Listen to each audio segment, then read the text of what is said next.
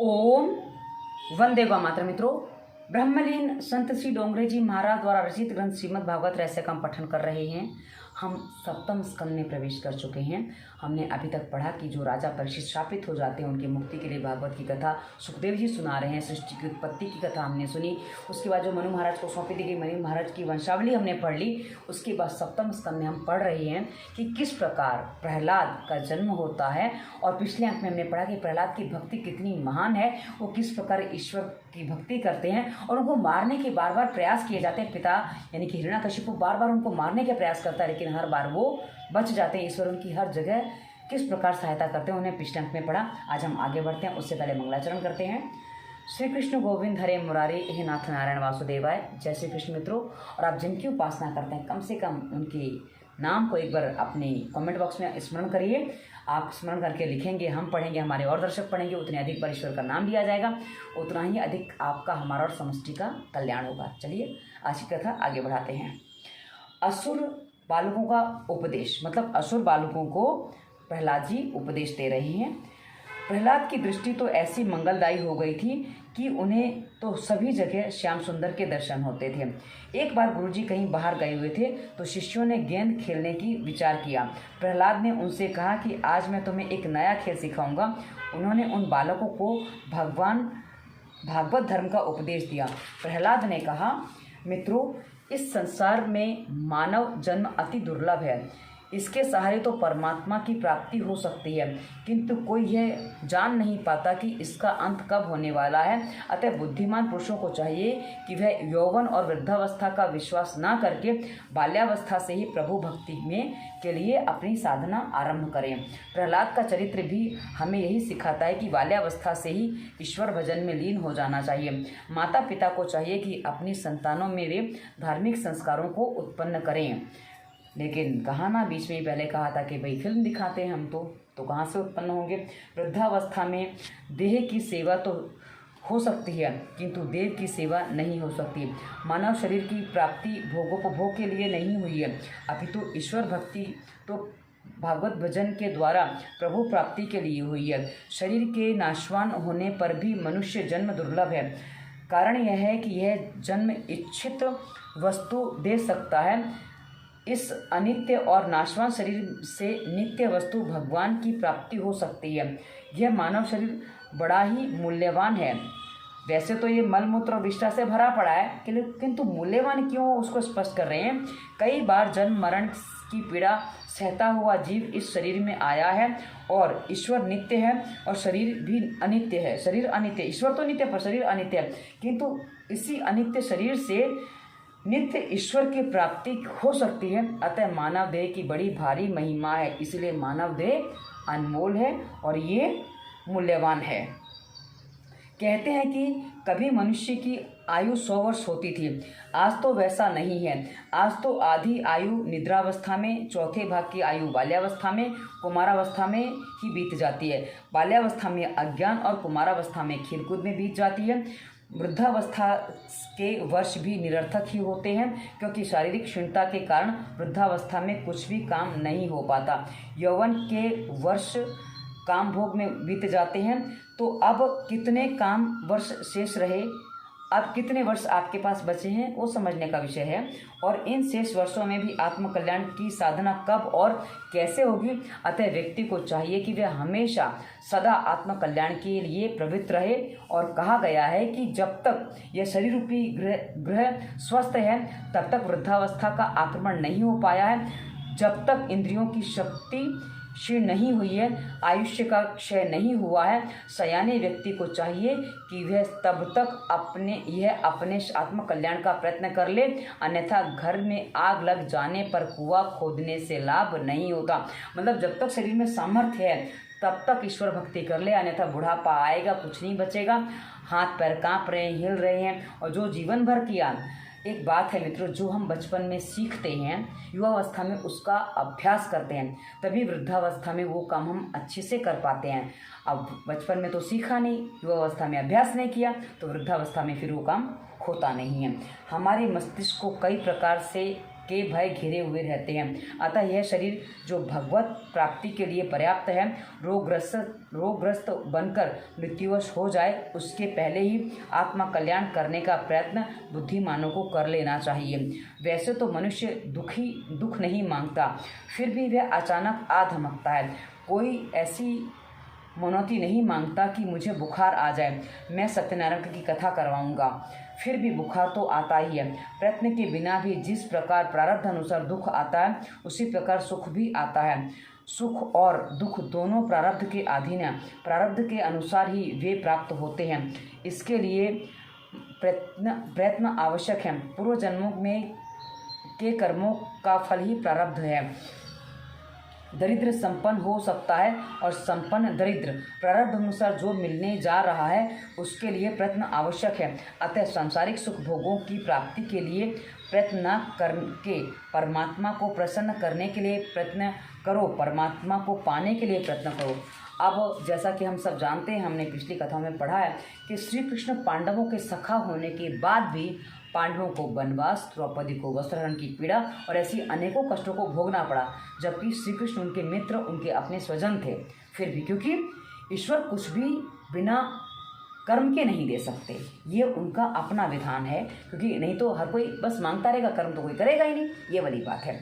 प्रारब्ध से ही जो प्राप्त होने जा रहा है उसके लिए भी सब प्रयत्न करते हैं, किंतु जिसके लिए प्रयत्न करना चाहिए उसके लिए कोई प्रयत्न नहीं करता, परमात्मा के लिए कोई प्रयत्न नहीं करता। सत्कर्म में प्रयत्न प्रधान है, प्रारब्ध नहीं। सत्कर्म में बाधा डालने की शक्ति प्रारब्ध में नहीं होती। मनुष्य की अपनी दुर्बलता के कारण ही प्रभु भजन में बाधा उत्पन्न होती है। बालकों ने प्रहलाद जी से पूछा, यदि हम वृद्धावस्था में भजन करें तो प्रहलाद जी ने उनको समझाया कि भजन यौवन में ही हो सकता है। वृद्धावस्था में शारीरिक दुर्बलता के कारण ईश्वर की आराधना नहीं हो पाती है।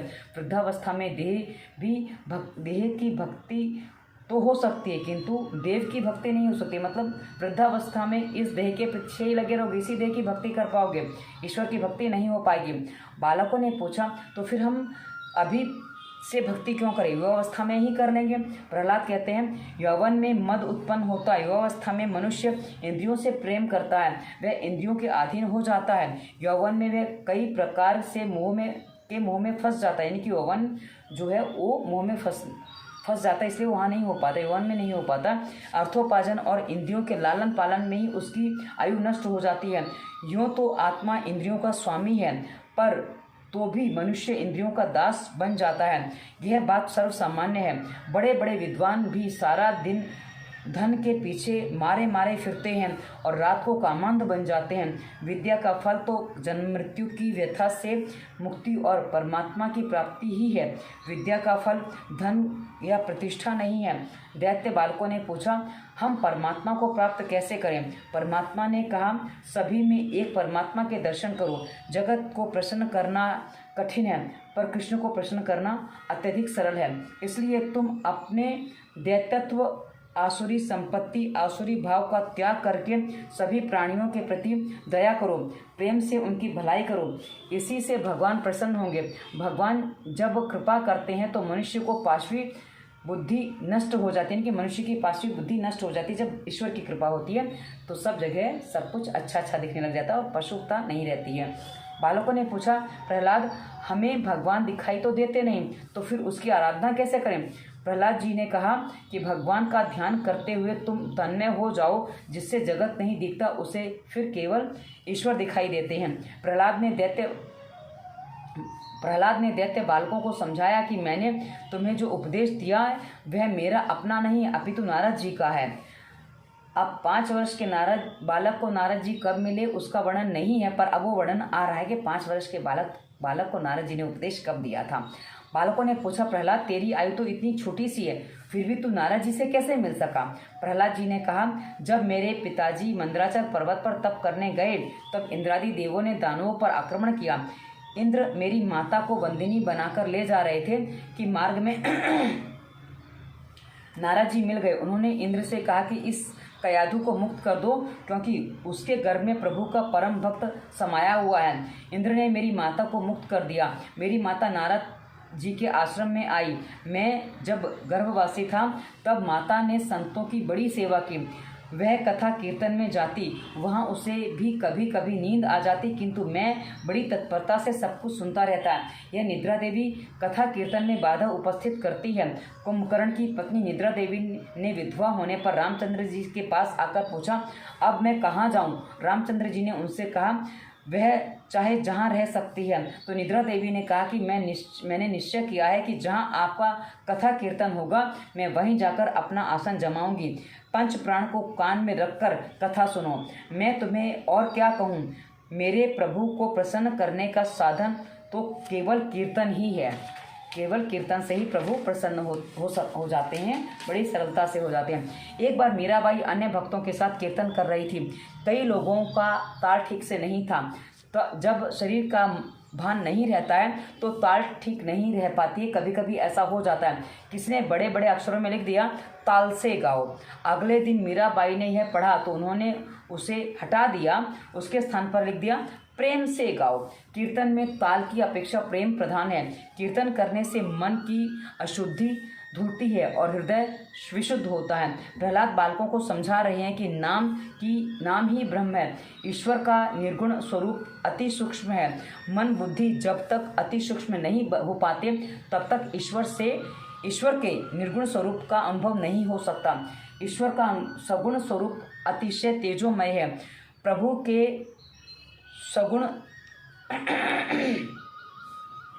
के सगुण स्वरूप का साक्षात्कार करने की शक्ति मनुष्य में नहीं है। अर्जुन ने कहा था कि भयेन च प्रव्यथितं मनो में, अर्थात आपका यह स्वरूप देखकर मेरा मन भय से व्याकुल हो रहा है। जब गीता का उपदेश चल रहा था उसके बाद जब वो विराट रूप धारण करते हैं ना, उस समय अर्जुन भयभीत हो जाते हैं। तब अर्जुन ये बात कहते हैं, नाम ब्रह्म का दर्शन और अनुभव तो सभी कर सकते हैं। कीर्तन में तालियां बजाने से नाद ब्रह्म होता है। नाद ब्रह्म का या नाम ब्रह्म एक होने पर परब्रह्म प्रकट होता है। नाम ब्रह्म के साथ नाद ब्रह्म का संयोग होने पर प्रभु को प्रकट होना ही होता है। तालियां बजा बजाकर कीर्तन करो, प्रभु सभी को देखते हैं। कीर्तन में जो तालियां नहीं बजाते उनके लिए भगवान विचार करते हैं कि मैं मूर्ख ही हूँ जो इसे मैंने हाथ दिए, किंतु अगले जन्म में अपनी भूल को सुधार लूँगा और इसे 2 हाथ और 2 पाँव नहीं दूंगा, मतलब 2 हाथों के स्थान पर 2 पैर ही दूंगा। प्रभु भजन में तालियां बजाने में लज्जा क्यों? पाप में लज्जा करो, पाप करने में हेठी है। जो प्रभु भजन में तालियां बजाने में कतराते हैं उनके अगले जन्म में फिर परमात्मा हाथ के स्थान पर 2 पैर और दे देते हैं। अतः प्रेम से तालियां बजाकर कीर्तन करो। प्रहलाद जी ने बालकों को आज्ञा दी, प्रेम से कीर्तन करो। भगवान को प्रसन्न करने के लिए दान, तप, यज्ञ, शौच, व्रत आदि पर्याप्त नहीं है। वे तो केवल निष्काम प्रेम भक्ति से ही प्रसन्न हो जाते हैं। अन्य सब कुछ तो विडंबना मात्र है। अतः भक्ति करो। प्रहलाद जी सभी से कीर्तन मंत्र जप कराने लगे। कि भजन क्या है इनका? हरे राम राम राम हरे हरे, हरे कृष्ण कृष्ण कृष्ण हरे हरे। ये अखंड संकीर्तन मथुरा में भी चलता है, जहाँ जन्मभूमि का मंदिर है ना, वहाँ ये अखंड संकीर्तन दिन रात चलता है। क्योंकि मैंने वहाँ दिन रात रहकर देखा है। मैं वहाँ जहाँ कीर्तन चल रहा है उसी के ऊपर दूसरे मंजिल पर मेरे भाई वहाँ रहते थे, वो PhD कर रहे थे, तो मैं उनके साथ वहाँ रही थी। तो मैंने उसको दिन रात, जब रात को उठते थे तो कीर्तन चल रहा है, मैं तो दिन रात ही चल रहा है, तो संकीर्तन अखंड चलता है। तो यह मंत्र कलि संतरण उपनिषद का है। यह महामंत्र है। इसके जप करने के लिए किसी भी विधि की आवश्यकता नहीं है। इस मंत्र का जप जब चाहे जिस स्थिति में भी स्नान किए बिना भी हो सकता है। रास्ते में चलते फिरते जूते सहित भी जप किया जा सकता है। सभी बालक तालियां बजाते हुए हरे राम राम राम हरे हरे, हरे कृष्ण कृष्ण कृष्ण हरे हरे का संकीर्तन करने लगे। कथा में कीर्तन भी होना चाहिए। कीर्तन के बिना कथा परिपूर्ण नहीं हो पाती है। कीर्तन से पाप जलते हैं, हृदय विशुद्ध होता है, परमात्मा हृदय में आ बसते हैं। अतः कीर्तन प्रेम से करो। प्रहलाद जी तन्मय हो गए हैं और श्री कृष्ण का दर्शन करते थे और थे नाचने लगे। बालक भी प्रभु भजन में मगन होकर नाचने लगे। इतने में चंडामर्क आए। उन्होंने सोचा कि हिरण्यकशिपु ने कहीं यह जान लिया तो बड़ा अनर्थ हो जाएगा। उन्होंने प्रहलाद से कहा कि यह क्या तुम उधम मचा रहे हो, बंद करो यह भजन। परंतु उनकी कौन सुनता। मन तो श्री कृष्ण से जा लगा था, तो प्रहलाद जी ने भी नहीं सुना। संडामर्क ने दौड़कर प्रहलाद जी का हाथ पकड़ा। प्रहलाद जी का शरीर तो दिव्य था। जो ही संडामर्क ने उनका स्पर्श किया तो वे भी नाचने लग गए। मतलब संडामर्क जो उनको पाश में बांधने आए थे ना, वो भी नाचने लग गए। चलो आगे बढ़ते हैं। उसी दिन हिरण्यकश्यप ने सोचा कि मैं भी तो जरा देखूं कि गुरुजी कैसी शिक्षा दे रहे हैं। उन्होंने एक सेवक को भेजा। सेवक ने यह समूह नृत्य देखा तो सोच में पड़ गया। नाम संकीर्तन में लीन होकर गुरुजी और सभी बालक नाच रहे थे। सेवक ने विचार किया कि राजा को तो यह बात अच्छी बिल्कुल नहीं लगेगी, राजा को यह बात अच्छी नहीं लगती, अतः यदि वे जानेंगे तो गुरुजी की हत्या करवा देंगे। सेवक ने गुरुजी का हाथ पकड़कर उन्हें आसन पर बिठाने का प्रयास किया, किंतु गुरुजी के स्पर्श से भी सेवक भी वो नाचने लगा। वह भूल ही गया कि वह इधर क्यों आया था।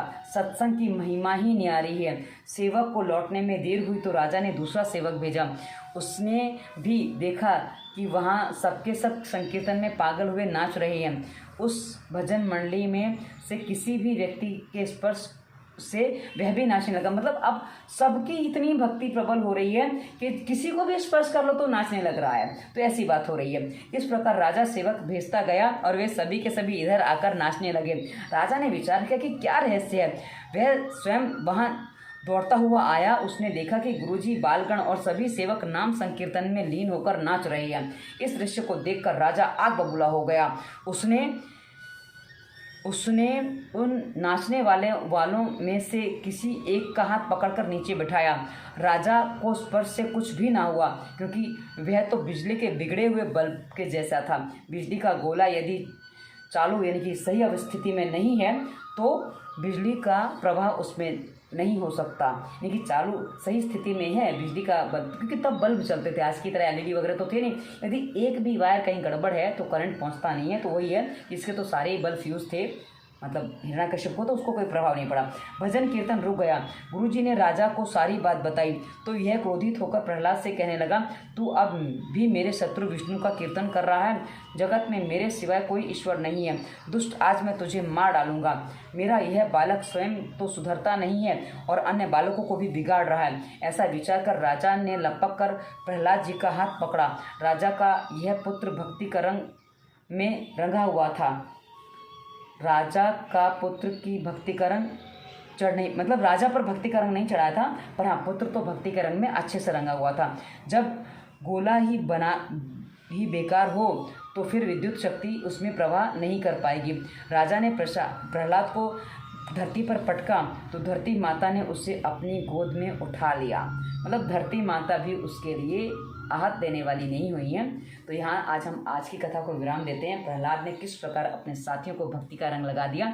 अगले अंक में हम हिरण्यकश्यप का वध पढ़ने वाले हैं। तो पहले आज की कथा को यहीं विराम देते हैं। श्री कृष्ण गोविंद हरे मुरारी, हे नाथ नारायण वासुदेवाय। जय श्री कृष्ण मित्रों, धन्यवाद। वंदे मातरम।